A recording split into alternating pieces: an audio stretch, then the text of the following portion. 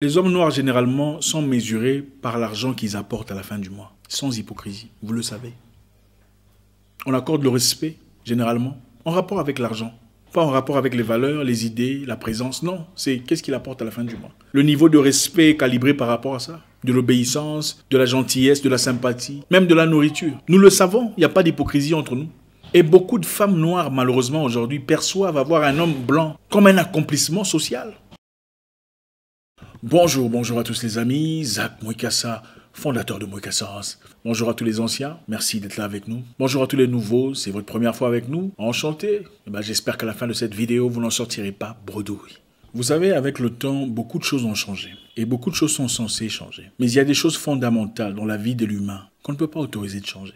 Par exemple, l'amour pour ses parents, vous savez, l'amour pour ses frères, ses sœurs. Il y a des gens qui n'ont pas vu leurs parents depuis 30 ans, 20 ans, 25 ans. Et ce n'est pas qu'ils ont un problème spécifique. C'est normal, on a grandi, chacun vit sa vie.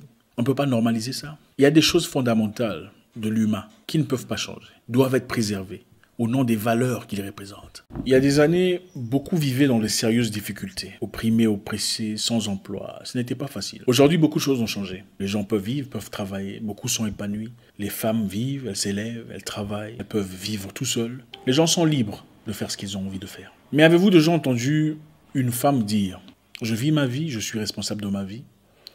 Je n'ai pas besoin d'un homme.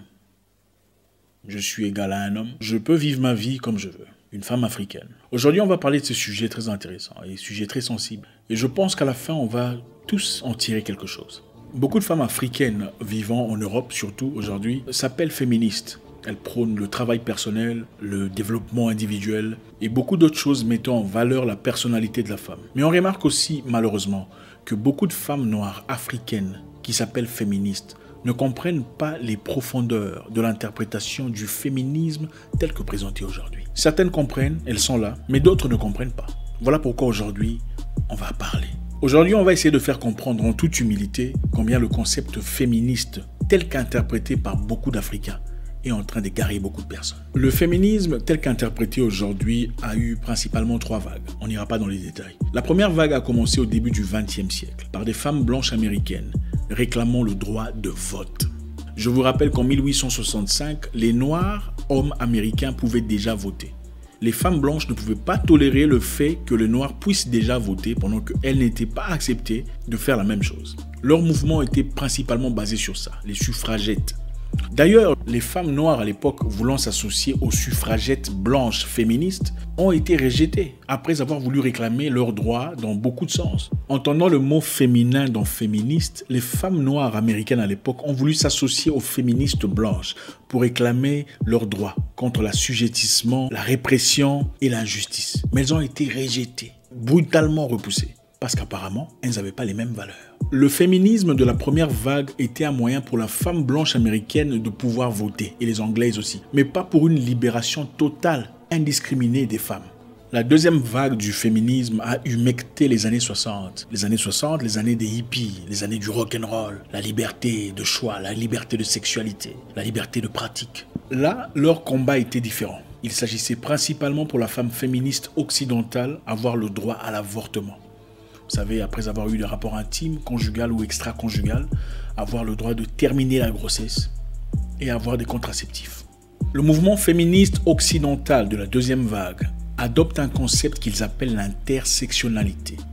Alors, c'est quoi l'intersectionnalité? L'intersectionnalité étudie les formes de domination et des discriminations qui se nouent entre elles. Le sexe, la race, la classe ne devraient pas être, selon le concept d'intersectionnalité, séparés quand on réfléchit aux inégalités sociales. Il faudrait donc prendre toutes les discriminations en leur ensemble pour examiner et comprendre ce qu'ils subissent comme discriminés. C'est alors là qu'ils associent à leur mouvement les trans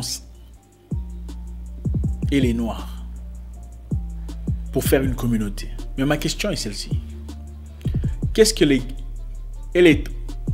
ont à voir avec les Noirs? Quel est le rapport? Sont-ils tous discriminés? Dans un groupe, vous voyez un groupe de gens qui veulent être reconnus pour ce qu'ils font. Dans l'autre groupe, vous avez des gens qui, après 400 ans de lutte, de tuerie et de noyade, de viol, veulent simplement réclamer leur existence dans une société telle que la nôtre. Quel en est le rapport? À moins que l'objectif soit d'utiliser la cause noire à leur histoire pour fortifier leur projet. Et c'est là le début du mouvement LG. Je dirais, d'accord, c'est gentil de penser à nous, les Noirs. Nous sommes discriminés. C'est bien gentil de votre part. Mais pourquoi on n'a pas mis les... Allez, ils sont aussi discriminés. Nous pouvons tous faire partie de la même communauté et lutter pour le droit. Je dois dire ici qu'il y a eu des féministes, beaucoup de féministes africaines qui ont lutté pour des causes très similaires. Mais à un certain moment, ils ont remarqué qu'il n'y avait pas match. C'était différent. Ce ne sont pas les causes pour lesquelles elles luttaient. Et se sont séparées peu à peu. Je cite ici, par exemple, maman Marie-Angélique Savané, une Sénégalaise, activiste très forte que je respecte beaucoup, qui ont participé activement à l'émancipation et au développement de la femme. C'est facile aujourd'hui de rencontrer des femmes afro, dire je suis féministe, sans vraiment comprendre les profondeurs des tripes du féminisme. Quel féministe êtes-vous? Parce qu'il y en a plusieurs sortes. Les objectifs premiers du féminisme ont beaucoup changé avec le temps. Vous voyez comment nous partons. La troisième vague du féminisme est celle que nous vivons actuellement. Il s'agit de redéfinir le rôle de l'homme et de la femme dans la maison. On prône l'égalité entre hommes et femmes, liberté de choix, cuisiner quand on veut, si on en a envie, faire des enfants si on veut, si ça nous dit, prendre soin des enfants si on veut. C'est bien l'égalité, mais c'est la direction dans laquelle nous partons. Je pense que vous commencez à comprendre peu à peu que le féminisme tel que décrit ne peut pas être universalisé. Il y a le féminisme, le maternalisme et beaucoup de choses. Mais il faudrait comprendre où on se situe pour avoir une direction. Maintenant, je voudrais m'adresser particulièrement aux populations qui partagent mes valeurs.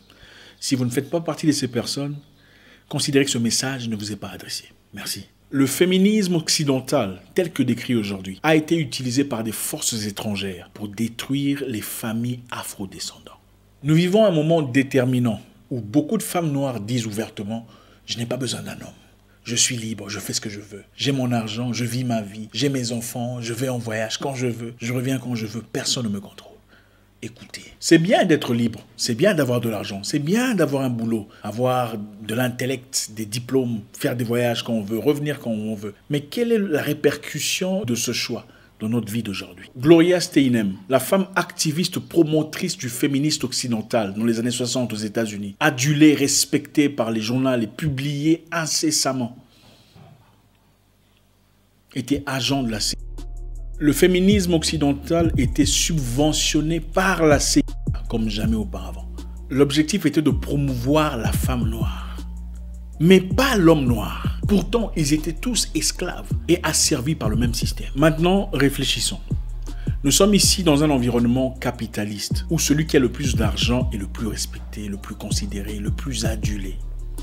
Et vous subventionnez la femme noire dans un environnement où l'homme noir est négligé. Il est incapable d'aller à l'école, de finir l'université, ou carrément jeté en prison.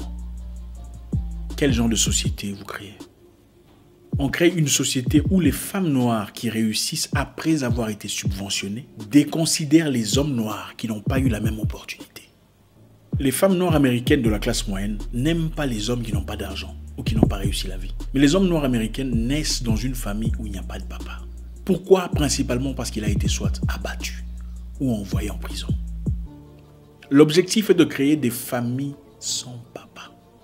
Pourquoi? Parce qu'on sait que le papa est l'instructeur. Généralement, transmet la force à ses enfants, l'intelligence, une direction, un concept de vie, des valeurs. On veut avoir des maisons où les femmes sont libres, féministes. Je n'ai pas besoin d'un homme, je n'en ai pas besoin, mais je veux des enfants. Les enfants qui grandissent sans leur père sont difficilement égaux à ceux qui grandissent avec leur papa. On veut des femmes noires qui réussissent, des femmes noires qui étudient, des femmes noires qui s'appliquent, des femmes noires qui se distinguent. Mais on ne veut pas des hommes noirs forts. Et on se sert du féminisme occidental. Dans un monde capitaliste, matérialiste, quand on n'a pas d'argent, on n'est pas considéré. Beaucoup de femmes noires aujourd'hui déterminent la valeur d'un homme sur base du salaire qu'il apporte, mensuellement. On ne regarde plus les valeurs, la considération, son apport sur le plan psychologique, intellectuel, présentiel. On regarde plus souvent l'argent qu'il apporte. C'est là qu'on dit papa est là. Tout le monde sursaute. Le féminisme occidental se cache derrière le droit de la femme, mais dans le but de faire autre chose. Le gouvernement libéral a créé quelque chose de très intéressant. Un poison très lent. Et beaucoup de personnes ne comprennent pas. C'est-à-dire, quand tu as un enfant sans papa, tu reçois de l'argent venant du gouvernement. Quand tu as un autre enfant sans papa, tu reçois de l'argent venant du gouvernement. Si le papa est là, pas d'argent. Si papa n'est pas là, tu reçois de l'argent. Finalement, on encourage à avoir des enfants et des enfants sans papa. La majorité des gens en prison aux États-Unis sont noirs. 85% des enfants qui grandissent sans papa aux États-Unis vont en prison. Le président Barack Obama a dit une fois dans son discours que nous savons tous statistiquement que les enfants qui grandissent sans papa à la maison ont 5 fois plus de chances de commettre des crimes et de grandir dans la pauvreté, 9 fois plus de chances d'arrêter l'école et 20 fois plus de chances de finir en prison.